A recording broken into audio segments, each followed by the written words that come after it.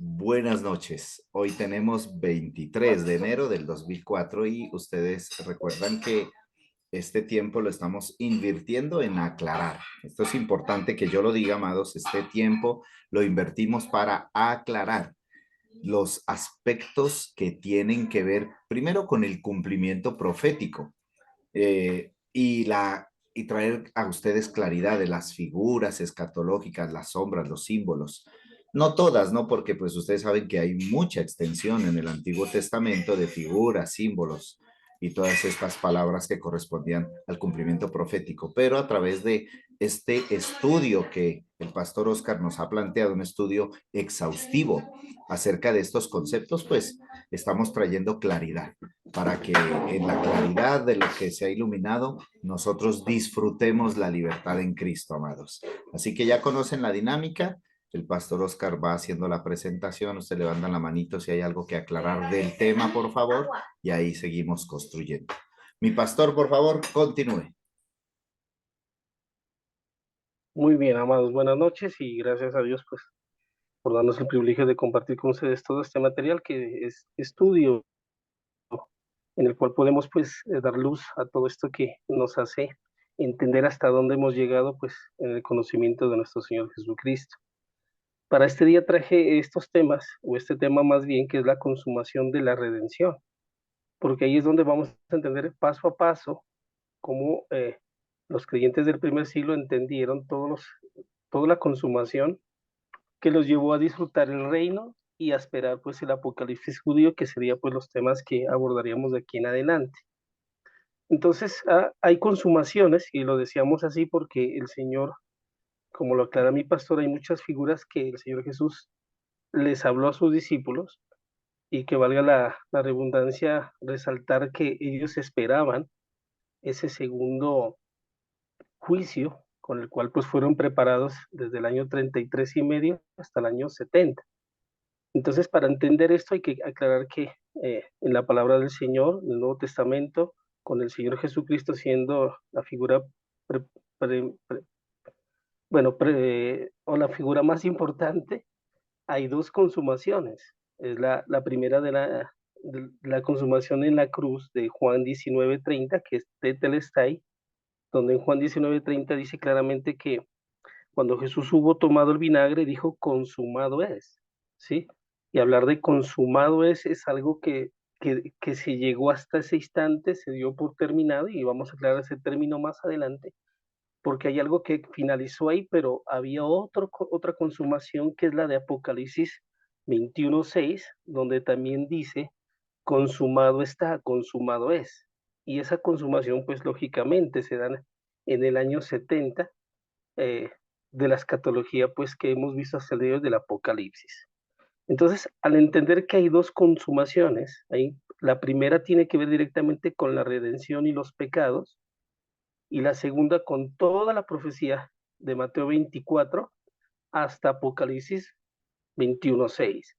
Entonces, la primera claramente tiene que ver con redención y la segunda pues con profecía. Entendiendo estas dos consumaciones, podremos entender que no habría reino si Cristo no consuma estas dos, valga la redundancia decirlo, consumaciones, porque le dieron paso a una nueva era. Recordemos pues que el fin del siglo abrió para los judíos y para nosotros una nueva era, un nuevo siglo. Y claramente pues el apóstol Pablo es el que hace ver que el plan de Dios fue directamente que se reuniera todas las cosas en Cristo para presentar a Dios una iglesia diferente, una iglesia distinta, una iglesia consumada, una iglesia en redención, una iglesia, bueno, en todo lo que hemos aprendido, porque es desde ahí donde todo el trabajo, digámoslo más bien, que el Señor Jesucristo hizo, lo tuvo que hacer, sumar, y para consumar, Él quitó estas 6 maldiciones que alguna vez también las planteamos con ustedes. Es la maldición del pecado primeramente, porque al presentarle a Dios, o una iglesia sin mancha, pues tiene que haberse quitado esa mancha que es el pecado.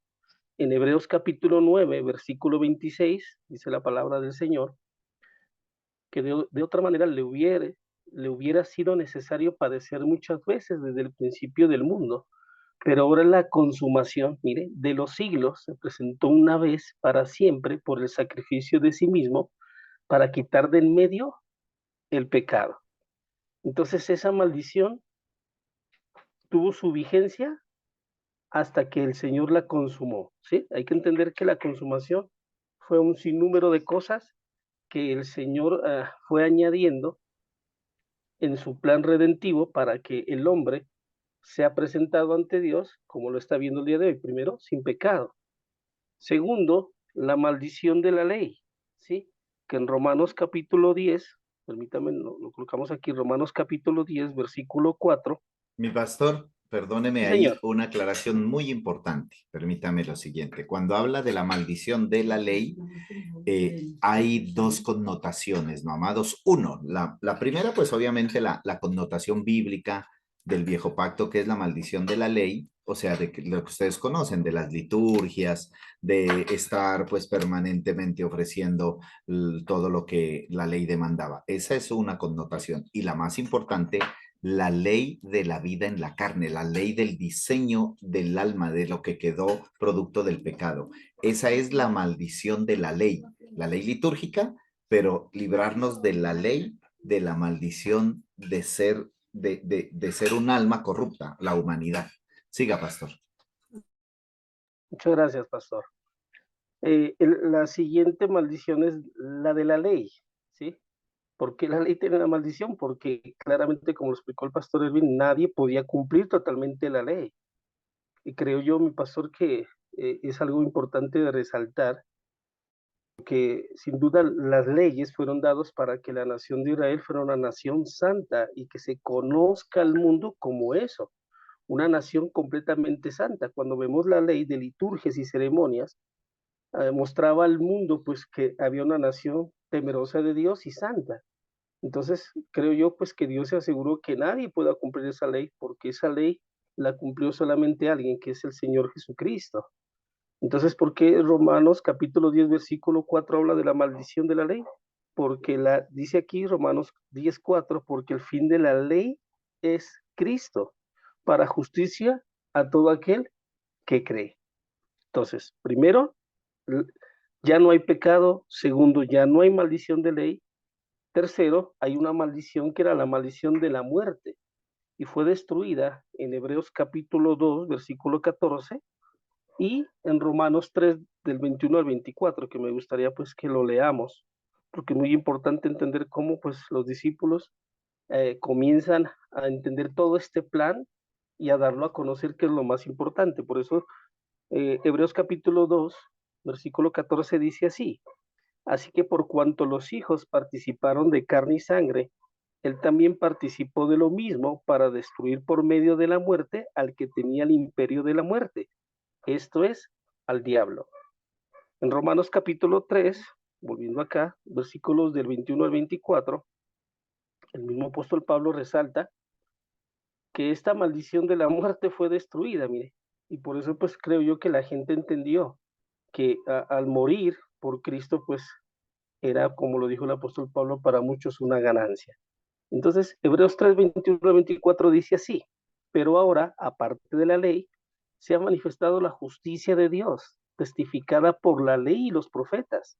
La justicia de Dios por medio de la fe en Jesucristo para todos los que creen en Él, porque no hay diferencia, por cuanto todos pecaron y están destituidos de la gloria de Dios, siendo justificados gratuitamente por su gracia mediante la redención que es nuestro Señor Jesucristo.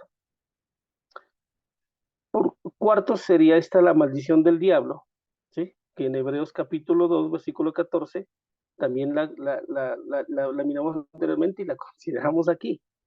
Y por último, la maldición de la condenación, que claramente mirábamos que en Romanos capítulo 8, versículo 1, nuevamente hay, hay, un, hay, una, hay una palabra que se le usa en la jurisprudencia, que es literalmente el resultado del juicio, que es la condenación, donde el apóstol Pablo nos da pues una hermosa lección, digamos, de qué era lo que estaba siendo condenado, de qué manera él se pone en Hebreos capítulo 7, mostrándose él como esa persona que está sujeta a una ley que es la ley del pecado.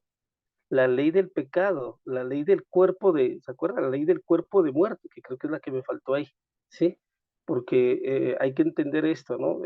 Cuando el apóstol Pablo entiende que hay una ley que lo sujeta a él en la carne, lo hace a él esclavo de la ley del pecado. Y qué bonito poder entender que en Romanos capítulo 8, él encuentra una nueva ley, que es la ley de vida en Cristo Jesús, que lo libra del cuerpo de muerte, ¿sí? Alguna vez creo que el apóstol Basilio nos hacía ah, eh, aclarar qué era el cuerpo de muerte, ¿sí? Y eso era una condenación que tenían los romanos, aquella persona que mataba a la persona, ¿sí? Y la persona que había sido muerta era inocente. Entonces, para condenar ese pecado se amarraba a la persona culpable el cuerpo de esa persona para que esta persona esté todo el día, toda la noche con este cuerpo hasta que se descomponga y las bacterias y todos los gérmenes también maten al que era culpable. Entonces el apóstol Pablo nos enseña que esa es la naturaleza adámica que traíamos como una ley escrita en los miembros del cuerpo, como lo aclara él, pero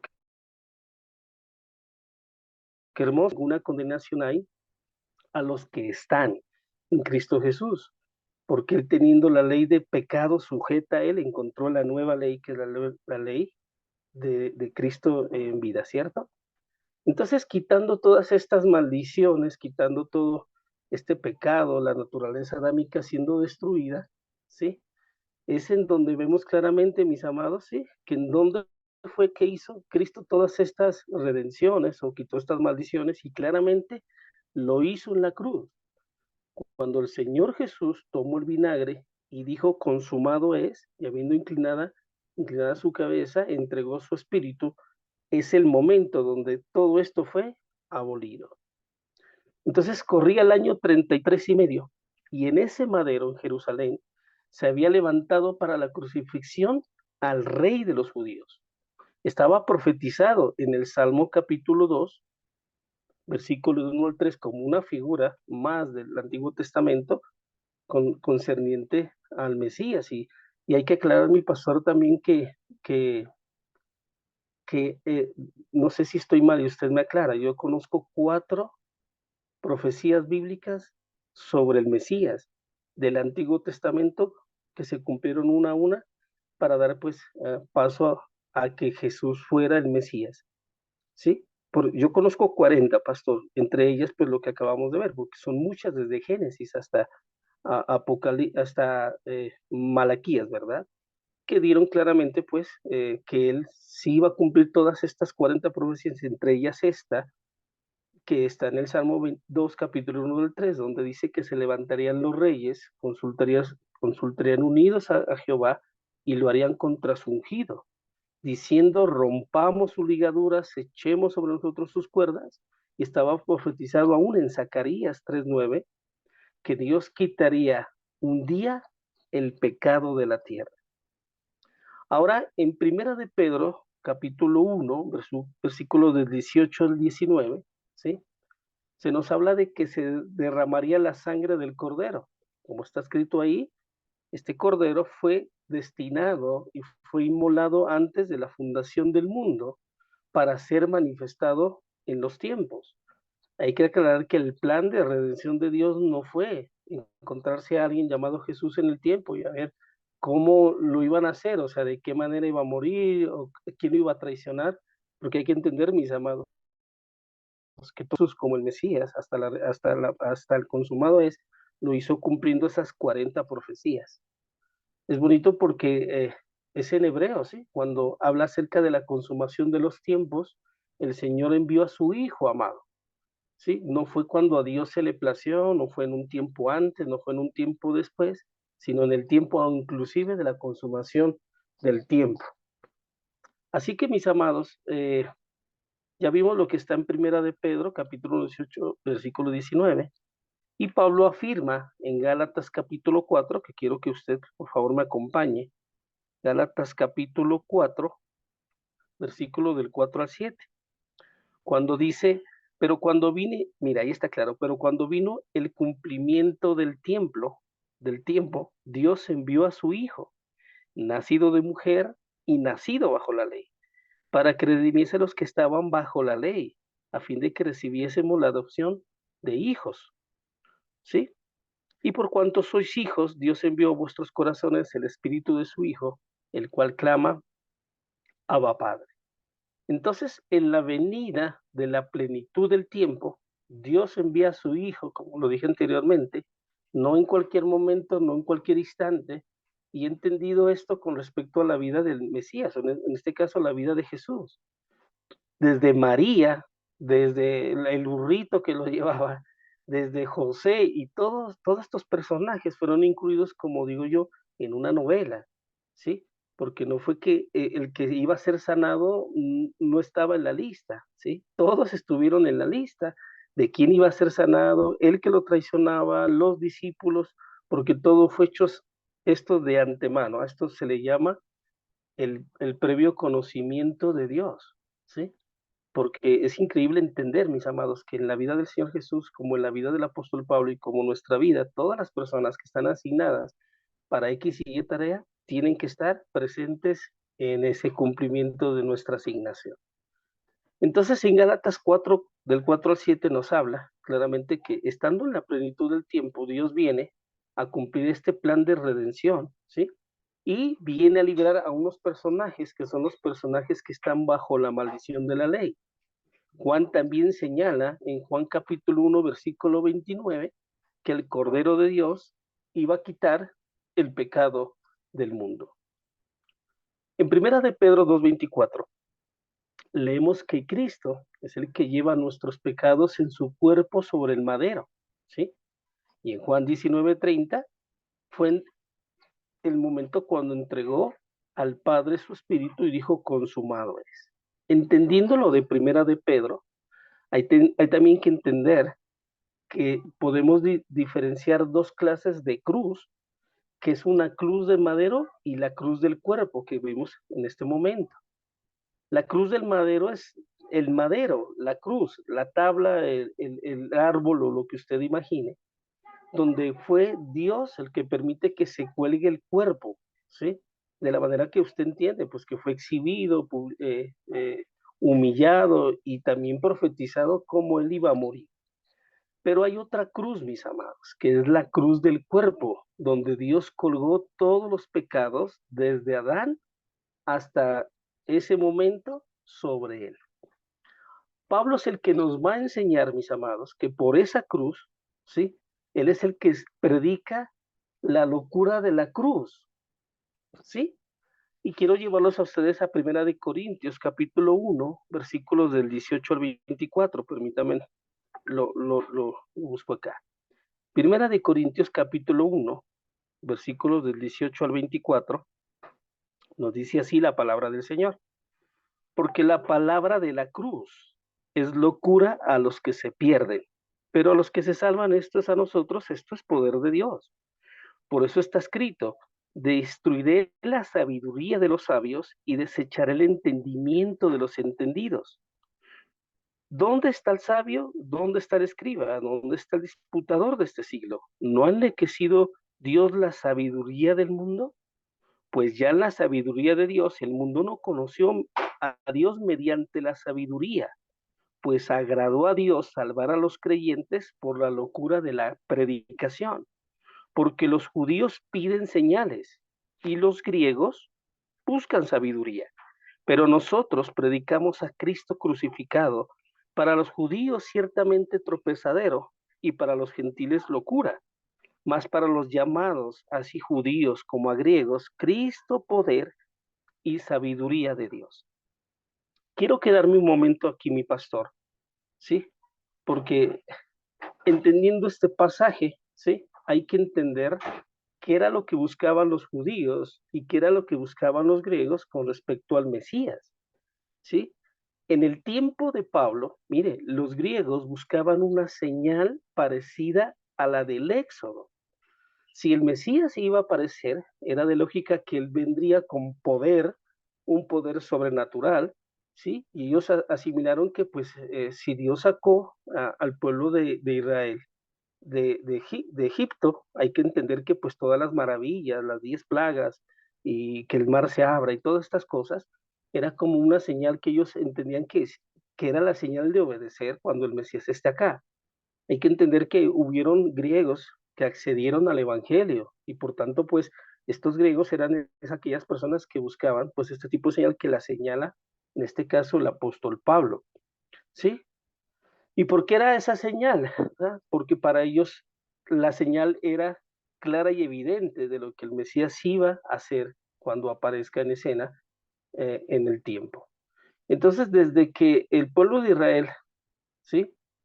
Le siguió mirando al cielo pidiendo que haya una señal de Dios. Entonces, desde que vino el Señor Jesucristo hace 2000 años, ¿sí? Y Pablo fue levantado como un apóstol para los gentiles, siempre se pidió señales, muéstranos señales, muéstranos señales. Ahora, ¿cuál fue la señal que Dios les dio? La señal máxima que Dios les dio a los judíos y a los griegos, ¿sí? No era una liberación poderosa en la cual iba a ser destruido el ejército romano, Mi sino que lo pastor, señala el apóstol Pablo. Sí, señor. Perdone, pastor, permítame, termino gracias. aquí. Ah, bueno, Sí, dele, dele. sí. La señal máxima que Dios le dio a los judíos y a los griegos se llama la cruz. Sí, señor. Gracias, Bien, pues. pastor. Y quiero aquí aclarar una cosa. ¿Por qué se habla de judíos y griegos en este caso y en este contexto? Amados, tomen nota de esto porque es muy importante. Si ustedes están apuntando, por favor, apunten esto. Resulta que el mundo según Dios, digamos, en ese momento, que se habla de griegos y judíos, primero la parte espiritual religiosa, pues corresponde a toda la liturgia judía, pero la otra parte corresponde a la forma como estaba configurado el pensamiento de los hombres. Recuerde que todo pensamiento, idea y todo esto salió del mundo griego. Por eso el apóstol Pablo decía al judío primeramente y también al griego hablando en esos términos, ¿no? En esos términos o en esa terminología diríamos que es el lenguaje escatológico de Dios para que ellos puedan conocer la manera como Dios estaba cumpliendo proféticamente todo lo anunciado. Entonces, a través del pensamiento, griegos, y a través de los símbolos espirituales, judío. Siga mi pastor. Muchísimas gracias, pastor. Todo lo que usted suma es poderoso, pastor. Creo que pues estaremos revisando lo que usted también nos enseña, porque hay que sumar esto acá. Entonces, como decía mi pastor, hay dos personajes en este contexto. Primero son los judíos, hay que darles cuenta de todo lo que, las consumaciones y que es Cristo el que hay que resaltar. Y por eso, pues, los judíos piden esa señal máxima, amados, que ojalá Dios nos saque de aquí, que ojalá Dios nos libere de aquí, que restaure el reino de Israel, ¿sí? Y ellos no se dieron cuenta que la señal máxima dada al pueblo judío para la liberación milagrosa de ese pueblo se llamó el mensaje de la cruz. Así que cuando ellos ven a Cristo crucificado, pues no lo creyeron, entendiendo que a lo suyo vino y los suyos no le recibieron, que rechazaron esa macro señal del Calvario, rechazaron el método que Dios tuvo para salvación, la palabra de la cruz, que no es la señal que ellos esperaban, sí, porque ellos hasta el día de hoy no entienden cómo el Mesías iba a morir. Entonces, este primer grupo de los judíos, como lo vimos, esperaban una señal máxima, pero estaba el otro grupo de personas también que esperaban algo, y estos eran los griegos. Ellos no buscaban señales como los judíos. Ellos lo que buscaban eran hombres académicos, estudiosos, filósofos de la época que traigan el arte de filosofar.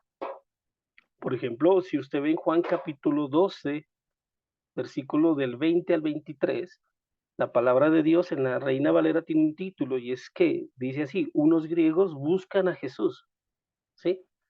Dice la palabra del Señor así, ciertos griegos, entre los que habían subido a adorar en la fiesta, pues se acercaron a Felipe, que era de Bethsaida, de Galilea, y le rogaron diciendo, Señor, quisiéramos ver a Jesús.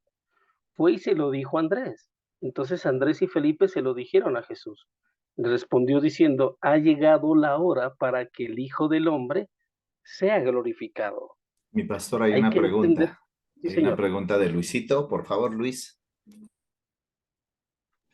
Pastor, una pregunta, aquí hablando del tema, o sea, no entiendo si los judíos seguían todas las liturgias y todo eso, y ellos tenían los profetas y tenían todos los libros, si sabían que el Mesías iba a morir porque ahí mismo lo habían profetizado, porque ellos no entendían eso, que él iba a morir si estaba profetizado que iba a morir. De pronto la gente de pronto, ¿cómo le digo? La gente pongamos del pueblo o algo que no eran estudiados, o ellos nada más escuchaban lo que los otros le decían o lo que le leían en ese entonces, que le leían los maestros. Pero el resto de que eran los maestros estudiosos de la ley, los levitas, o sea, ellos no sabían que eso iba a pasar sabiendo que iba a pasar porque estaba escrito. O sea, no entiendo esa parte. No sé si pastor lo aclara usted o no, o lo aclaro. Siga, pastor, siga. Sí, hay que entender que para el tipo de Mesías que apareció por dos cosas. La primera es que el Mesías debía nacer de una tribu, como lo fue Sansón, como lo fue cada líder, Moisés, como fue cada persona, ¿sí? Pero, ¿qué hacen los discípulos y qué hace el apóstol Pablo? ¿Sí? Hacerle entender que el Mesías no vino de una tribu, vino directamente de Dios. A- a- Tratando de exponer esta verdad, ellos rechazan este primer argumento porque ellos dicen, no, el Mesías no puede, ¿cómo es que viene un ser del cielo si está profetizado que debe nacer de una tribu? Y es ahí donde usted ve que Mateo y Lucas son esas dos personas que se encargan de revisar la genealogía para darle aclaración que pues sí viene de una tribu, ¿sí? Es la tribu de Judá, si no estoy mal, por José. Pero lo principal no era eso, lo principal era que el Mesías iba a venir directamente de Dios. Entonces, esto cambia toda la perspectiva, ¿sí? Porque el plan de Dios, ¿sí? Siempre fue liberar a la gente de la esclavitud que traían los pueblos. En este caso, usted ve cuántos pueblos enemigos cautivaron, digámoslo así, a Israel. Pero en la consumación del tiempo, cuando el Mesías aparezca, no iba a ser ese mismo rey de ejército, pues usted sabe cómo el Señor expuso la ley, ¿sí? La ley del nuevo Mesías, que es, por ejemplo, saber claramente que si le pegan una mejilla, hay que colocar la otra, ¿sí? Que si le quitan a uno el manto, pues se entregue también la espada, porque es que lo que vino a traer el Mesías fue la liberación, pero del pecado. Ellos no entendieron, amados, y eso es lo que siempre ha estado en mi mente, que cada vez que el pueblo judío fue colocado bajo esclavitud, fue por culpa del pecado de ellos mismos. Entonces el Mesías, ¿sí? Vino a redimir a la gente de esas leyes, del pecado mismo. No hay que olvidar que cada acto de redención o cada sacrificio que se hacía en el caso del perdón, en la fiesta del Yom Kippur, que se denomina así, lo que hacía era pues que el cordero o el animal sacrificado cubría a la persona y Dios perdonaba el pecado. Pero ahora, mis amados, en la consumación del tiempo y cuando el Mesías apareció, Dios no perdonó el pecado, lo que hizo Dios fue expiar el pecado. Eso es algo distinto que uno tiene que entender. Entonces, si usted dice por qué ellos no consideran al Mesías hasta el día de hoy, o no lo consideraron en aquel tiempo, como el Mesías que venía a quitar, a liberarlos del pecado, porque esa fue la fuente de la esclavitud, mire, porque ellos no entendieron que en la cruz moría alguien, y ese fue el acto más glorioso con el cual Dios le dio al pueblo de Israel la salvación, ¿sí? Entonces, si usted dice si estaba profetizado y estaba destinado que esto va a pasar así, pues lógicamente ellos no predicaron esto porque hasta el día de hoy un Mesías no reconoce lo que en Isaías está escrito de que el Cordero de Dios o el Mesías iba a ser llevado como oveja al matadero. Ellos no reconocen y no tienen en su Biblia pues estos pasajes como lo más importante. Eso tendría yo que decir, pastor, no sé usted si algo puede aclarar más en eso. Lo que pasa es que recuerden que hablamos de dos momentos, Luisito.